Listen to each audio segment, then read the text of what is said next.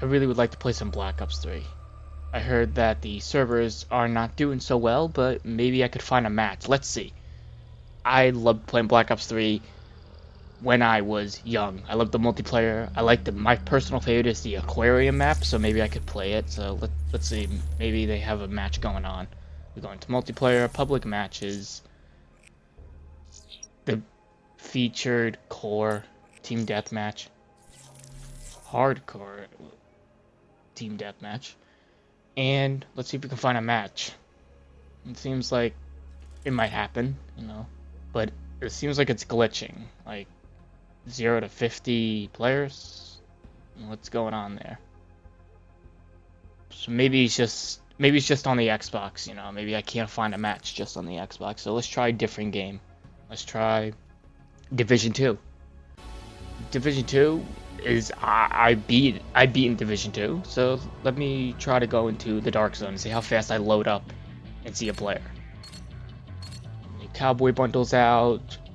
A lot of stuff's out for Division 2. No surprise there. It's a fun game, you know. Let's see how fast I load. And connecting to Tom Clancy's supply chest, open after 600 complete main objective. Normal stuff that was pretty fast. All right, loading again for the Dark Zone. And let's see. Do I see a player in the Dark Zone? No, looks like I do. Proximity coverage only. So Division 2 is pretty up there with players. It came out, I believe, not even 9 years ago. What about a game like Battlefield 2042? This game was very controversial at launch, only launching with the multiplayer mode. Close. It's fun. I played a little bit of it here and there. Let's see how fast I get into a match. 7 seconds are going by. The Major Threat bundle looks cool. I like it. And wow, I didn't expect that one. So, why is Battlefield 2042 have a lot of players, but not Black Ops 3? Or even another example I could give is games such as Battlefield 4, not a recent game before Battlefield 2042. Well, there's two reasons. First, live service games. You see, live service games have always been a thing and a controversial thing.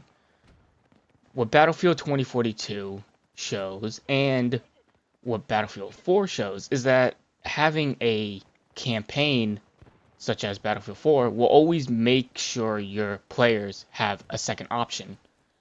If the servers don't work, then you will be able to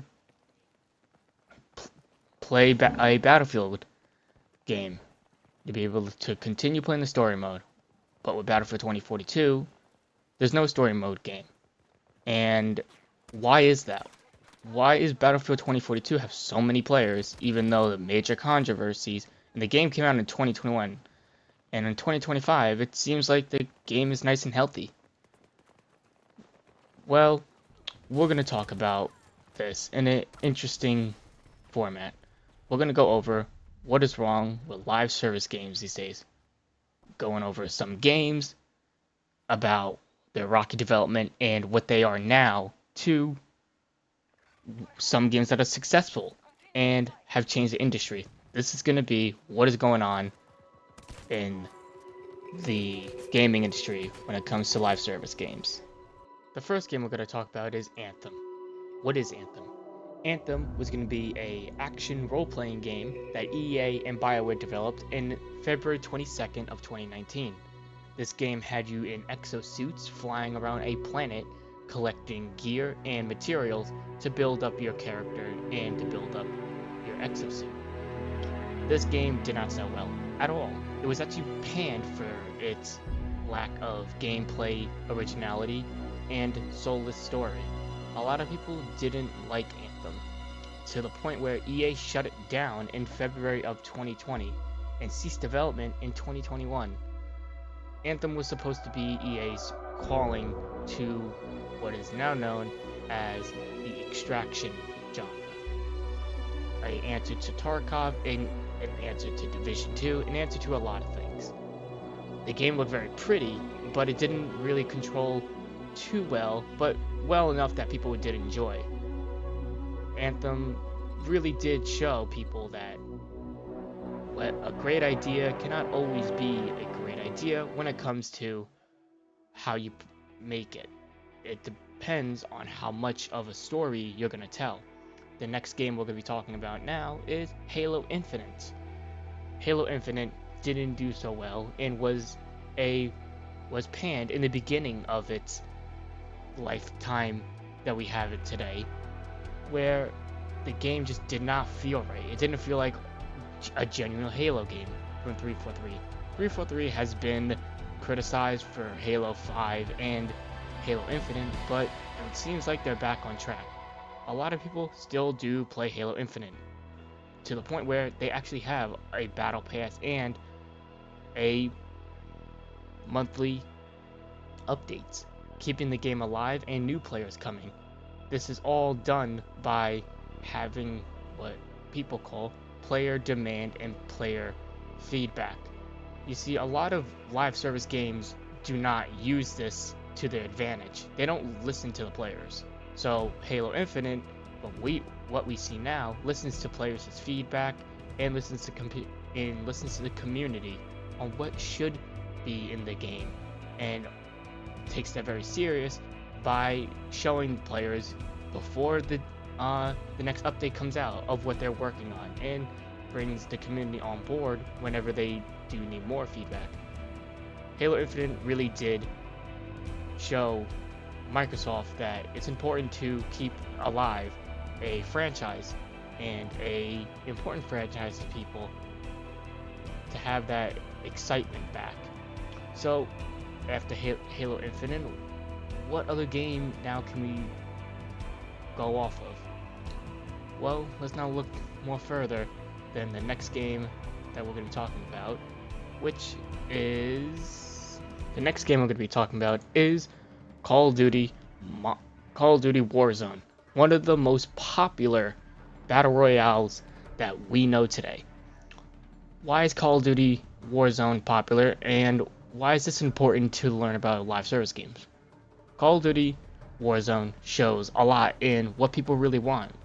People want to have fun. People want to have a game that they can keep coming back to and have player feedback and players wanting more. By releasing constant updates and allowing people to be able to play a battle royale and the multiplayer mode, it makes people jump back into the game with every new update and a lot of excitement. And even the trailer showing how exciting Warzone can be does show people who are new to battle royale can play it. It doesn't require a lot of skill to play Warzone. Personally, I actually enjoy Warzone a lot. I haven't played the newest season, which is out, I think it actually came out the time I started recording this. But Warzone is a special thing for people. Warzone 2.0 did come out early last year, and people did and have been giving it praise and excitement. Warzone shows that if you listen to players and listen to what people really want and look at the market, you can make a successful game just from that, with an IP that people recognize. Just like Fortnite has. Fortnite was originally supposed to be a battle royale, a zombie game, but turned into a battle royale and became successful. So Warzone became the trend of a lot of battle royales. So did Fortnite. So what game did try to do that, but sadly didn't do so well in it? Well, let's now look more further into that than Battlefield 2042. In the beginning of the video, I showed up Battlefield 2042 having a lot of players, and it still does. A lot of people do come back to Battlefield 2042, but what in the beginning, people really thought that Battlefield 2042 was going to be just like Battlefield 4 and have a new multiplayer mode and new story mode. But people was unfortunately sadly disappointed. You see, Battlefield 2042 suffered from a lot of what people call copycatting games such as Warzone and Fortnite, but putting it in the Battlefield format. This game only came out in multiplayer. It only came out in multiplayer because they wanted to focus on it more than a story mode. And people were really disappointed at that. In the beginning, Battlefield 2042 didn't even have a scoreboard, let alone a lot of elements that what we see now with the new Battlefield 2042 updates show today. It's been a long road for Battlefield 2042, and it shows that people and EA have been listening. With the new Battlefield coming out, Battlefield 2026 title, it looks like EA is on the right path by showing new Battlefield footage and having players test Battlefield to its old glory. Battlefield 2042 also did suffer from not a lot of what Battlefield is and what people love, the chaotic and a lot of destruction. Most of the Battlefield 2042 maps during the early days did not have a lot of destruction and were pretty big and not too interesting. They had to update these maps to make sure that this game can and will support a lot of destruction.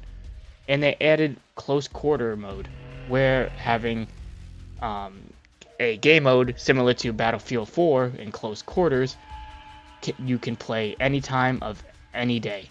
And that really did help Battlefield 2042, the amount of updates and fan feedback. And it's important to see that EA and a lot of these companies do rely on that. If you don't like a product, then don't support it. Or if you really want this product to succeed, you should give some feedback. Battlefield 2042 does show that. Even though the game doesn't do so well and people are still iffy about it, it shows a lot of fun. I personally like Battlefield 2042 now. In the beginning, I didn't really like it. I thought that Battlefield 2042 was a bit of a copycat to Warzone and Fortnite. But now, when I do play it, and as I really do enjoy it, as you can see some of this gameplay where I do get a lot of kills from it, it really does show that Battlefield 2042 does come far along to be a fun and exciting game, whether it be from its destruction or it's just chaotic mentality or just chaos everywhere. We're flying a helicopter into a jet or flying a jet into a ATV, or however you play Battlefield 2042. This game does live up to what it was supposed to be, not to everything, but to what is now known as a Battlefield game. But it's not is it the best Battlefield game? Absolutely not. But hopefully with the next Battlefield that EA is testing with Battlefield Labs and Battlefield playtesting, we can see Battlefield come back to what it's known and is loved for, which is its chaotic and most exciting moments of Battlefield, which is a different version of COD but better. So after Battlefield 2042, what game do we have to look into? Well, a lot of games do rely on a new format or innovation. Let's now look more further than Splitgate. Splitgate was an interesting game, and someone who has played it, I really did enjoy Splitgate. It was fun. It mixed Halo with Portal and had a lot of excitement and a lot of players playing it. What made Splitgate kind of fall off was the lack of updates. In the beginning, Splitgate didn't have a lot of updates and made the player base fall off. You didn't really see a lot of people talk about Splitgate after the first couple 6 months, and the Splitgate developers did update the game and continue to update the game, but they have a sequel coming out now called Splitgate 2, which hopefully it's way better than Splitgate 1. And Splitgate 1 was a fantastic game, don't get me wrong. But there was a couple things with Splitgate 1 that I wish that I hope Splitgate 2 fixes. And I'm excited for Splitgate 2. So, innovation's also important when it comes to live service games. The more innovative you are, the more likely you can get a big fan base. Splitgate and another game shows this, which is Splatoon. Splatoon 3, or just the Splatoon franchise in general. This is Nintendo's third-person shooter, where it's a kid-friendly shooter, which you have to either get a entire surface inked or get a giant fish into someone else's goal, such as capture the flag. Splatoon shows that even with a different idea, you can make a multiplayer game and make it be successful. Splatoon 3 is probably one of the most successful Switch games out there.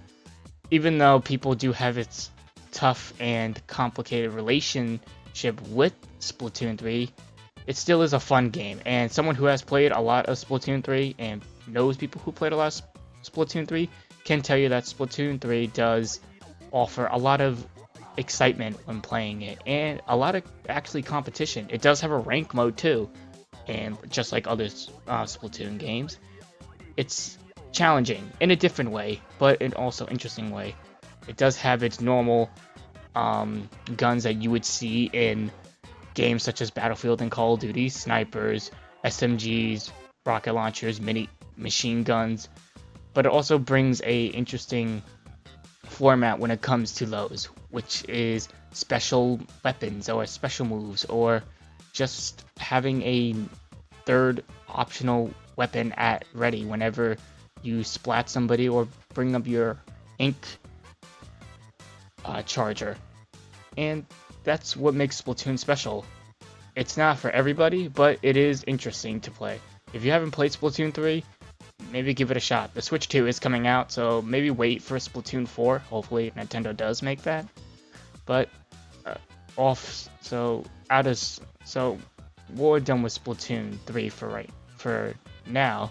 But there is another game that I feel like does deserve a little more talk and does show that innovation does help. And that's gonna be Helldivers 2.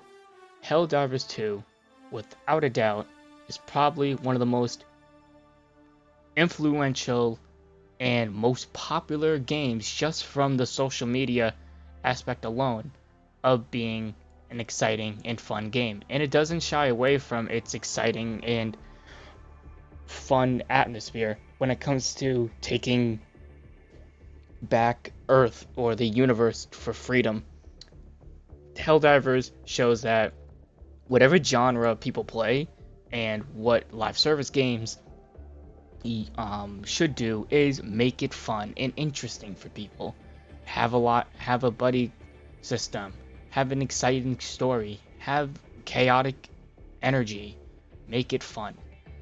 The one thing Helldivers 2 later on did shy people away from and really did kind of destroy its excitement and its player base dividing when Sony decided to have PlayStation accounts only play Helldivers. So if you were on Steam, you had to make a PlayStation account. This really made people upset at PlayStation, and the Helldivers community did speak, and that's when a lot of people stopped playing the game. One decision for a very powerful and exciting game really did have Helldivers at a situation where they were worried that people weren't going to play it. But Sony reverses that decision now, and it became a lot more successful, and there's new updates coming out every day. So Helldivers was a very successful live service game. What game that people should not talk about, or game studios should stray away from? That is Concord. Concord was a 2020 4 game, if I'm not mistaken, that was supposed to be like a Team Fortress game. A game where it's your regular old 4v4 game. There's no difference between the gameplay. There is nothing innovative of Concord. The game looks nice, but there's nothing that screams new or exciting. It just feels like an Overwatch clone. Concord was so bad that they actually shut down the game 2 weeks after it released. Keep in mind, this game was $40. When the launch day came, less than 1,000 people played it. It was so bad that they shut down the studio also for Concord. This has been PlayStation's one of their worst multiplayer games to release. And PlayStation still feels the effects of Concord. They have shut down and redesigned about 12 multiplayer games, and that's what's really scary. It's reported that Concord's development cost was $400 million. To put that in perspective, Last of Us 2's cost of development was $200 million. So that is 2 Last of Us 2 games, and Spider-Man 1 was $100 million. So compare that to Concord, which had a $400 million budget. Where did that $400 million go? Nobody knows, and we probably won't even know. So Concord is a interesting talk, and what developers should stray away from, not even talk about. This comes up to my next game, which is Marathon. The next game we'll be talking about is Marathon. Marathon, I know, has not come out yet, but it does come out, according to right now, September 23rd of 2025. Marathon is made by people who made the Halo and Destiny franchise, and it's going to be an extraction shooter with 4v4 players and a large map and an interesting art style. But what a lot of controversy with Marathon, including the art style, is that, let's start with the art style first. Reporting from a Twitter user, and Bungie did confirm this, that some of the art that Bungie did use for Marathon is stolen, and Bungie has confirmed this from a previous employee that used to work at Bungie, that it was stolen. And that's another thing. When it comes to live service games, if you have controversy before the game even comes out, it leaves players sort of iffy. This has been with a lot of newer live service games, and Marathon isn't just one that's had it. Another interesting thing with Marathon is that it's coming out right off the heels of a Concord, which completely failed, that I talked about previously. And there's a lot riding on Marathon when it comes to Bungie's future. If Marathon doesn't succeed, it's being reported that Bungie will completely be absolved by PlayStation and working on exclusively PlayStation games. Marathon comes out on multiple consoles, such as the PC and Xbox now, but if Marathon doesn't succeed, then it will be exclusively PlayStation. The Marathon gameplay doesn't look interesting, according to the alpha and reports, that it's just not fun. And if you look at Marathon's gameplay reveal and seeing players play it, they don't look interested at all. The menu system seems very clunky, and the extraction shooter that they're going for doesn't have a lot of excitement. You can't keep your loot for a long period of time, and there's only 4 maps according to rumors and according to people who played the alpha. But enough about Marathon. What game has actually succeeded in extraction shooters, and most people do like and consistently gets updates, and that game is Division 2. Division 2 is an interesting game, and it's a fun game. I personally love the Division 2. I think Division 2 has a lot of interesting ways of showing extraction shooter, whether it be with the dark zones of PvP. Even though Division 1, people do say, did really well and does it better, which I can agree. From looking at gameplay of Division 1, it seems like it's done a lot better with the dark zone and player versus player. Division 2 does bring a lot of aspects of an extraction shooter and a story. It combines them. You could play offline and still experience the story mode and get loot and grind up your character to the max level.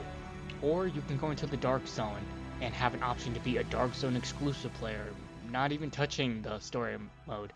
Or you can go to the DLCs in New York City and go play the story there. Or with the upcoming DLC for Brooklyn, which I'm looking forward to, I'm really excited for. It's something that a lot of developers should look into and should take some notes. Tarkov does the extraction shooter well a lot, but that game is only on PC and it has not came on console, I believe. Personally, I don't think Tarkov I would be interested in, but I think Division 2, if you do want an extraction shooter and something that is worth your time, I would highly recommend Division 2. And the next game I'm going to talk about isn't out yet, but it does show a lot of potential, but it also is very interested and very interesting art design that is going for, which is Fair Games. Fair Games. What is Fair Games? I personally, looking at the trailer, don't have a clue. Looking in the description, it says that it's a player versus player heist game. If you look at the trailer, it looks like you're hacking into a bank vault and whoever gets the most amount of money wins. And it just it looks interesting, but it doesn't have any focus or any excitement. It's made by people in Haven Studios, which recently the head of Haven Studios left the company, and rumor has it that Fair Games is not doing so well, and the developers and playtesters alike are concerned for the game. The only thing we got from Fair Games was a trailer last year. Not a gameplay trailer, a cinematic trailer. This cinematic trailer shows people going into a bank vault and using weapons that have sci-fi and smoke grenades to break into a bank vault. It looks sort of like a Payday, but player versus player style. Like, is Fair Games gonna do well? I have no idea. We've had 6 state of play games, 6 of them, and Fair Games has not been in any of them, not at all. So, is Sony looking forward to Fair Games? Is Sony showing us that? Should we be excited for Fair Games? I have no idea. Hey, editing note here. Just wanted to clear one thing up about Fair Games. So, according to the PlayStation podcast Sacred Symbols, the game has recently underwent pre-alpha testing, and the codename is Project Hearts. But the feedback has not been good. It's been apparently it doesn't feel good to play, and it's super clunky in its current state.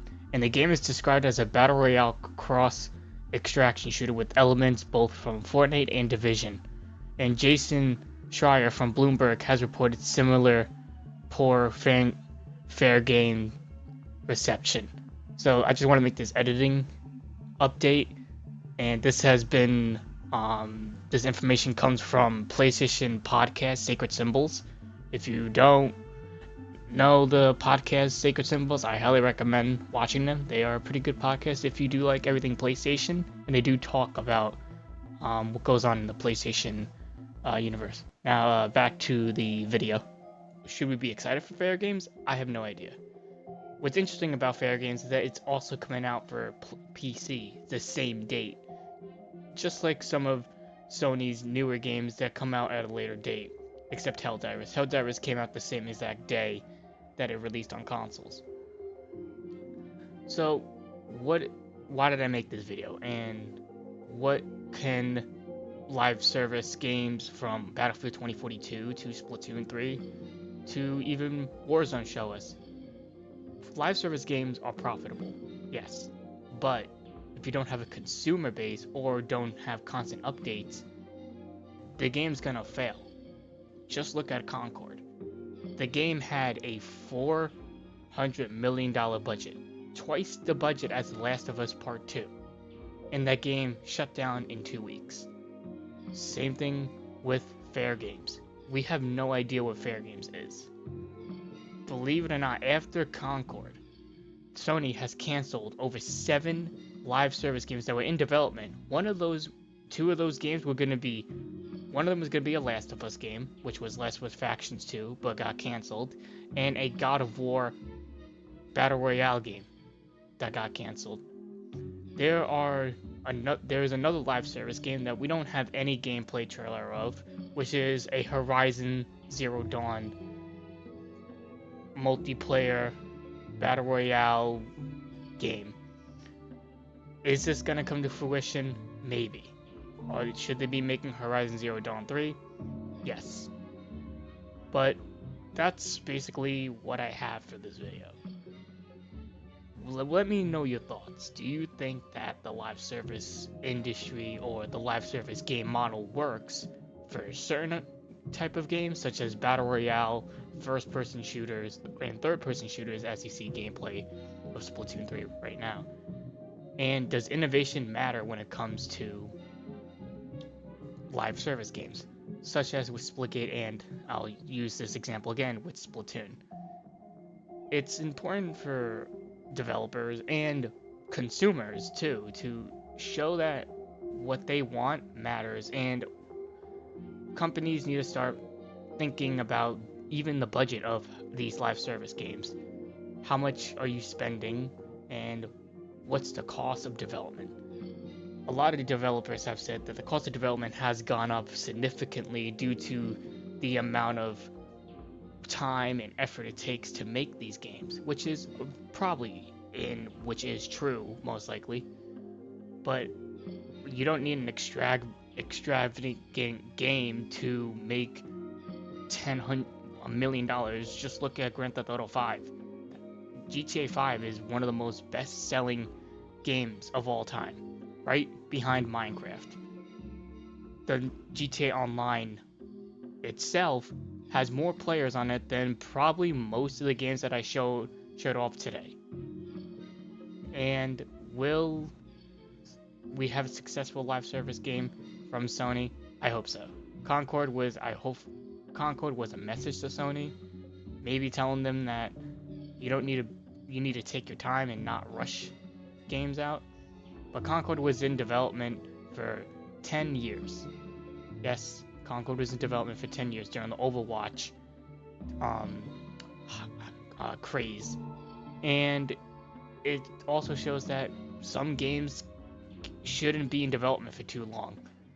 Once the craze goes away, the craze goes away. And when you have that excitement and that craze, maybe release a game during that craze. I know game development does take a long time, but maybe make it into a smaller, more consistent game. But that's all the time I have. If you do like this video, give it a like, give your thoughts on it. Should I make a part 2? I'm thinking about it, but I want to do a little more research, and I want to wait until Marathon comes out to see how well it does. So I hope all you enjoyed, and thank you for watching, and have a nice day.